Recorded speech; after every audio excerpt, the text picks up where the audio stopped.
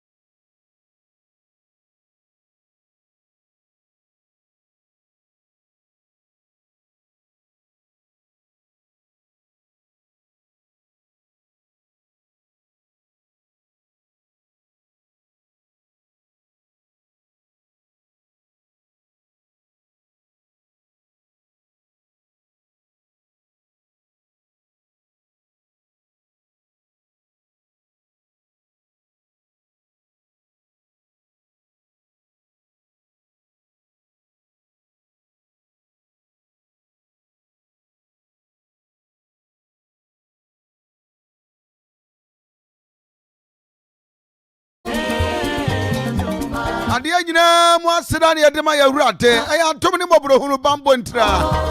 That is the grace of the Lord and the protection that will leave it. Blessed are those who are hung and test after the spirit of righteousness, for they shall be filled.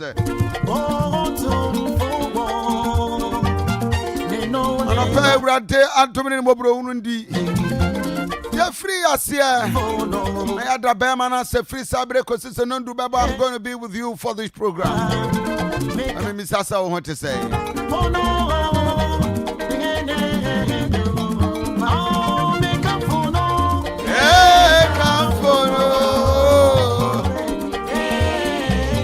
Voice, I'm a boy, yes, a day, me introduce you. I mean, we tell you to move on a can. They are fed up and just fed up. And that is the serious thing in this country. Can you say I am on for doing young cause? But those are serious issues. And of course, it's a very critical attention to that effect. And I pay a Benjamin to interrogate many of these things. You better share the various electoral areas. And baby, about 20 now because so my Ghana move. What will be the attendance?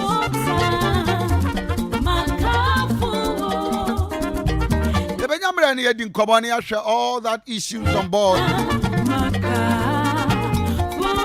And a private to Breme Ewo the Facebook page on Akoma 87.9 FM. And also Aduanaba Kofi Asante in pager. We're streaming live on YouTube.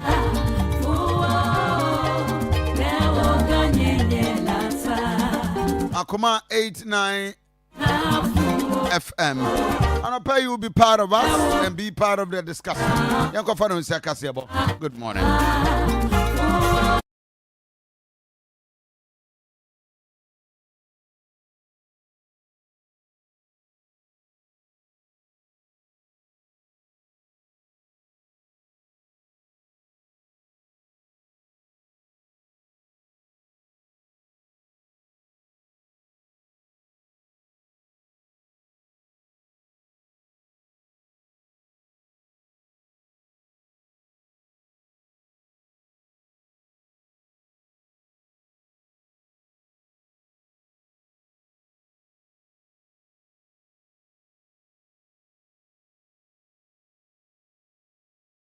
Centers ahudoi esom nyamene boafo ebinchi dwom dynamic eso ye bo IPT junction DJ Sami Mpobi na nasafo dumamponama atija ejoso abenase abaji information center Asante achim anane krom nana brebre kuma obodomase owo ahene jama se chechire adepa kotwi mame sewa a brand new site Obama information center Dumpatia Prabon Episcopal Angloga Society FM 87.9 Kumasi.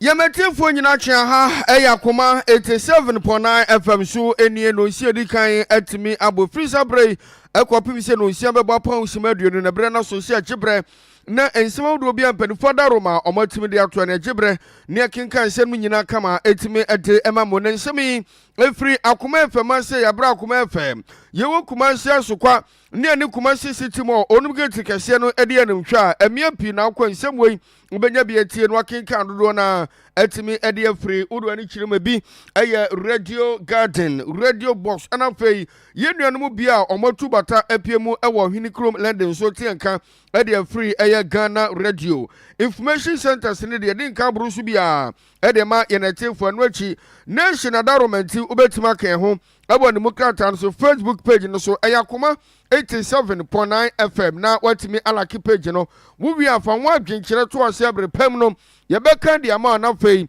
wonso watimi ache hye dudo bi abetimi ache ne che na de wonim no ohun se de nsem no ebetimi akoso ewo hono mo ene so aye nchebena ewo nananom akamfo abra na no so na ensem a mede ba bede montoa no enianimu bi eni sese bibi ensidi a akwa bi na kan was ejebo abrewa wayi puma no ewo kwamu ema eja afamu ababedru the first district level elections no enedre yi ene betima koso na Ghana fo bi etima kire o madwen ede afa ho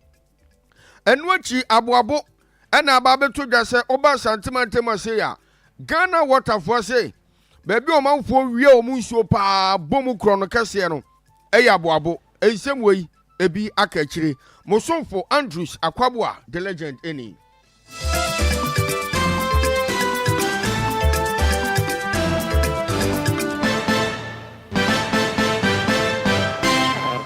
Ne yemomode na yenye bre na nsem no yentwetwe emfa emamo na de yedeburu hesuo ena no pai ewo yensem no mu no yenhya sem famfiri abato a nyame adoma enedua yi no nsia bo apan sima eyemiensan aka sima baako be se eye aduonum enson na abato no ahyase omse eye district level elections yakwa akoto aba edi ayi assembly members and for unit committee for ewa Ghana memu ase nyina fana nyina no abato no ebi betimi akoso na enkuntabuo aba beto dwase ohwemu a wonumu a ebra ene abato commissioner ebo pe se wo pese wo pre sa enkonya no nyina no obetimi abomade akofa krata no emema ewomu eye empem edunson hanan ene eduoso enan 17,474 wode ko ahamu a na obumu a eye 97% de aka kire no eye ma no eno so ya pem wo ha ene ensia 1106 eno omeye ma omokofa krata eno eye assembly members for de no unit committee for ne de se tie nie wo mu gugum style bia bi omodo so pa eno so eye empem aduanan ahenkono ene aduonu miensa 40,923 eno so bese hamu emumu no bese ede watwengotwe 88% ema ewomu no eno bese 5,413 na chese mema no wonum na dominate a na wonim se oba Asante mantema ya womu a womunya gidie ekofa nkrata no mema no de wonum doso pa bese mpem emiensa ahenkono ene edonkono 3,919 ana ema ewomu no enso ye ahanu ene edu baako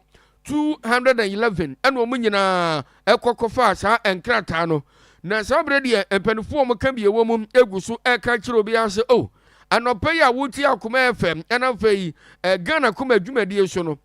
se bibi ntimi ensanka wa wo de bomodin akodi la kutu abi so kwoto aba no owia na wakọ adwuma so na abato commissioner ya ne din ene Jean Mensa ka kire Ghana fo nyina se enuma ombetimi de guna kwom de bibia didam omawiawia bibia se ye nkrata se eye ballot box so bibia omatimi edekọ entinyame adoma na duai abato no hyase anopa no nso ye kan kwapem se no num bebo anwumere na abato no omo ede aba na wieye. District Assembly election and the unit committee election. Both elections are held every 4 years to elect members to the Assembly and unit committees. The tenure of the current members ends in 2023, hence the fresh call for the elections which take place tomorrow. As mentioned earlier, the District Assembly and Unit Committee elections will be held in all the electoral areas and in all districts, with the exception of the Nkranza North and the Nkranza South districts in the Bono East region. Voters who have misplaced their voters' ID cards are still encouraged to go to their respective polling centers to cast their votes. As part of the Commission's preparations towards the conduct of the District Assembly district level elections, the Commission undertook some major activities. The activities include the limited registration exercise, the exhibition of the voters' register. We also had a period for the transfer of votes and also the receipt of nominations from prospective candidates, as well as the mounting of platforms across the country. Emphasize that all categories of election officials have been recruited and trained at the national, regional, and district levels to prepare them adequately for their respective duties. Almost all, and I would say that all our election materials and equipment required for the district level elections have been procured in sufficient quantities and dispatched to the various regions and districts. The notice of poll have been posted at advantage areas at all polling stations and electoral areas across the country. Ballot papers for the DLE have also been printed and dispatched to the various regions and districts under police escort. This is with the exception of some districts in the eastern region, which are currently being dispatched as we speak. Enti any normal day bebre and onum etimide ko said the mammy chiribia oh. Wama ewo pray man tim the dru baby a no bi enhye dan to minimum ade enche na no pay make said ye na bibia nso etimi adano akwan mu eno ene said the pedifo etimi ede aba betu dwanti akoma ka hye wo eda so de akira nyankopon adoma origina ye ka hye bonu mu no de ekoso esoro efom emfimfin se bia nifa na se bonkum nyina ya mekura meka bi wie ya misi fom na yatimi ne ho da ubo no ede me yatefo nyina betimi ade akiri nenumu ana akoma kase bo etisi krom ana ene Ghana fo bi edi nkomo titiri pa no ede wonu ma wo mu okuma ase ana ebusa me se wo wonim se abato bi ba so ene obeto wonto nso a edi entia na abeto nso a edi entia yinti kuma ase fo bi adwenkyere na we kura woto abama omo a omo so ni mfaso omo kwa ade na omo ye mai ano aso omo kotina de nko ana omo kotina ho yesa obehu ana omo abafi me de me nkoto omo so ni mfaso ye to mo omo moye entinya de ameto me wa koto me de o kontanse oh me koto se de be ya ye be yi enipa a obetimi aboa yan ama bibia koso kontanse ma no so me de meto okay me ntu bi da na me yama yunsa kokoto bi yama makokoto bi ni musa assembly man fo no omo no mo ye gima pa obi a nkurom koto na wo ho no bia bibisi a yabedi kai Africa assembly man na asa ohini ye bibi a okokobo assembly man obi wu a oda assembly man na ye den ye frɛ no aka kira na asa ito mo ye gima pa ke se etimi to aba ama omo na president so ake so no so atimi hwe omo na wontu omo ka this for omo wo hande omo ye gima bia nso omo na omo disika kase na adentina assembly man no a omo ye gima no abre no a abani tu omo ka enti yabakọ koto aba no na sena ba ya assembly man no kra no wantimi abani timi hwe no a daake ono so ba ye MP ono so ateneka to no na mato assembly man for aba na unfortunately me nko say me vote e wo ho because the America say say me to kra na me hu so mfaso bia wo me district America say this gata kra yen bi wo ho ekwan kra yen bi wo ho enti me no atwema wa bieja me nkoto hwe enti me no hu hia me ya we pa se Ghana for koto aba me de me nto ya bre wa abato ye nyina yinim se ye oman bapa ne de oto aba e kire na adwene but ye started to aba o oman yi mu no ye hu se ye mpanifo nyina no omo ba omo nwene oman ye die omo dwene omo nko afu ene omo yere ene omo ma ho ye die hu because ye wa ha ye beto me election ye nim se ma mpanifo bi be ka kire ye ye hu so mfaso bia enra memnam ewo mempesua so na asame man bi gina o se wo ba obeye kwan na o ka me sro metrim papa na me se MP kwantira me ye kwan wo asame ma wo so ba beye kwan ene no kran so mo ba mo nkam o ba ka do betumi wo asame ma wo ye da ye kwan wan kasa kwa me ahe wo so beye kwan enti saa no ma we no omkeka kire timamufo no ena ma ye nyom mudidie enti abebre no enyom akono kra so mkwa akoto ba enti me de obi saa me a eno kwa se me ha me ho se me kwa akoto asame man abada menko bebre nanse wonu manto nemom ade ewom ni se wo de koto bi na kire wadwen esan se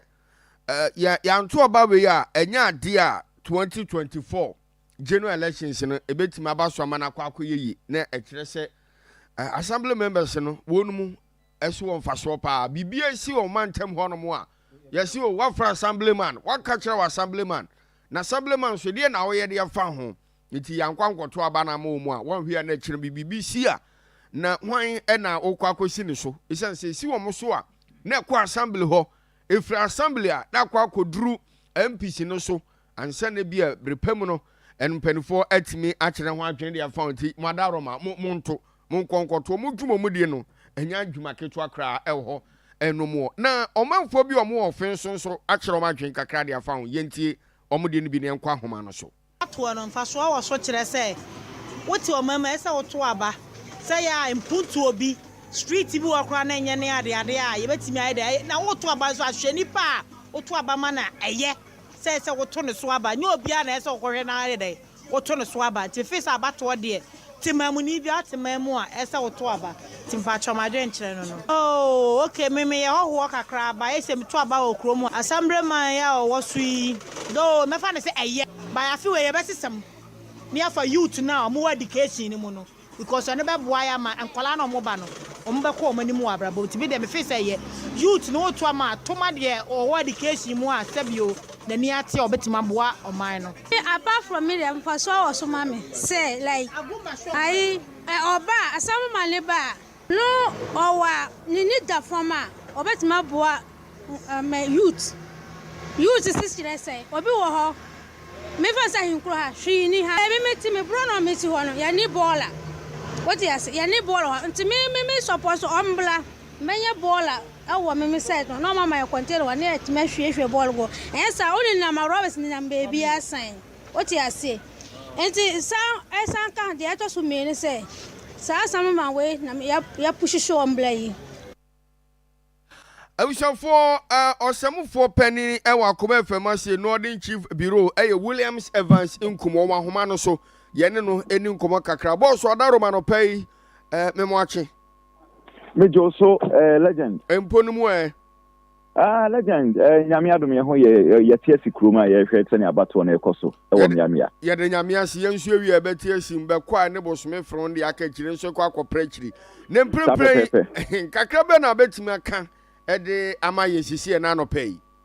yo legend metimi aka ne say some of the electoral areas wo Asante mantam kwa metimi aka asisi bia say anhwe abato no entimi emma so ewo myame animu bi baby metimi di me say timebo aka kwada so north electoral area eka sa electoral areas abato no wa entimi emma so no ni nyina ne say ballot papers eno yede ombeto unit committee no enya de say aye ready electoral commission no enya challenge kakra we breaking news aba nemom no metimi aka say electoral commission no eba be address media no enche kra nemom Akoma FM de odi ana de asem san say tofo a yedi kanche ansa na commission ne kra aba bonten ya asem a eni abonten emprempren nanso so electoral areas mu bi de ya de say unit committee ballot papers no antimi amidru ana say omuntimi publish here print here enti ya de say some of the electoral areas na bato no entimi emma so ene kwada so north electoral area one of such areas abato no entimi emma so enti na legend de etiem nim say edimo keka ho nanso so you bura electoral commission ho no omajen say debi omo wo press conference ombe no mo din na betuga enti nya de say omo be but confirmation de is confirmed say some of the electoral areas no abato entimi maso because so many challenge with the printing of the ballot papers. Okay. Sisi sina ben so de ba ko bi ahwem sisi ya ye free we ye say Tuase electoral area ana fe barakese ma ban electoral area nso no abato no mpanifo osusu se mpanifo atwam esan senti ase bi eni no ma bi pictures ni ade bi edfa candidates no ho no entimi ama enti se ye kan nyina fu a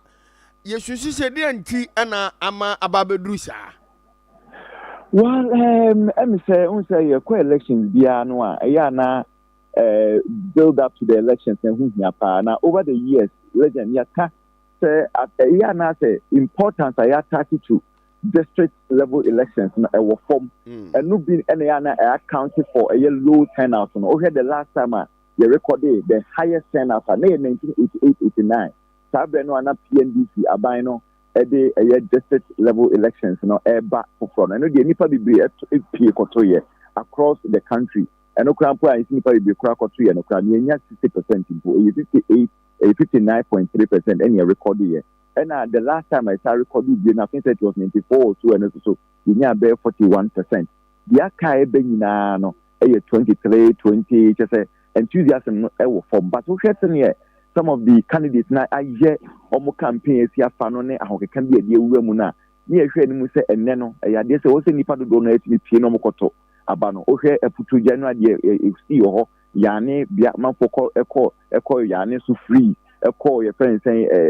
border premium and yamano na fi soko ban so kofu twa kwan so a nina ye a first enthusiasm man for candidates need you na action ko for mokoto abano. That's what you see an opinion. And Shana Asade abewumi you asaba. Since ube unimse okwa to aba for you as a member. Ube do honor na polling center honor. And ya dey say electoral materials no wa and so to be me aboa wako to the process. Nipa ne be fi na say choka se nipa ne samra and sha ne nipa no ama. But ni na no you be jaya ma electoral commission. Omo ne be timi din se mu pa e dey abre Ghana for na fi ana any special Asante man na yetu ehu nyema eko.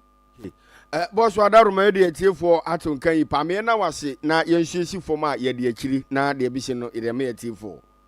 Me da se legend. Very well. Enti I say mo abato kitwa ba kokura anim. Enti se de Williams Evans nkumde atodwa no me bi wo ho no mo akwada so ne mantemu me ene maka no ene ba bi ti se bi ama ban ene barekese mantemu nyina no. The abeto dwane se kofo bi won ma wonu anim no omo pictures ni ade na ama ye wi a yensu yesi form ni akwa akohwe bi na ye de ho amanebo no ede ma ye na tiefo nti se de na boss kan dura puto je nra ene be ye yi free be yo free na ko ba bi ni nyina no wonu de ye campaign ti emu aye tin opani a ne din ane twene akodua oba asekwa municipal assembly a ono na ye director ede ma NCCE ono so abomodia ebusia ne sembi se adenti na fi amanfo bebre ani akwa ho se omo pese omo presse ye nto aban mo omo se omo ye assembly members na dodo nso ema meye unit committee fo ne ade a ene afa unit committee fo so omo dwumadie no pani na jebre a chichirim de amaye wo hwe afia etwam a mesusu aka se assembly members no omo hwehwe bo bebre na ye share ye dwumadi asese ye nkyekere no ye kokon form na manfo ma ye hunu se bo hye na dodo na share no wantimi end so enti obe bo twi no akoto aba na wayi assembly members a omo susu se ebia ye omo aka kire omo se ebia form man best first no ene omo nsema ono omo nkoma omo ne omo di ni ntino emze dodo na ato wakoma so enti dodo na hunu se also okoto yo the emet dikaya kan se so obi e kwa on kind of fan voter ID card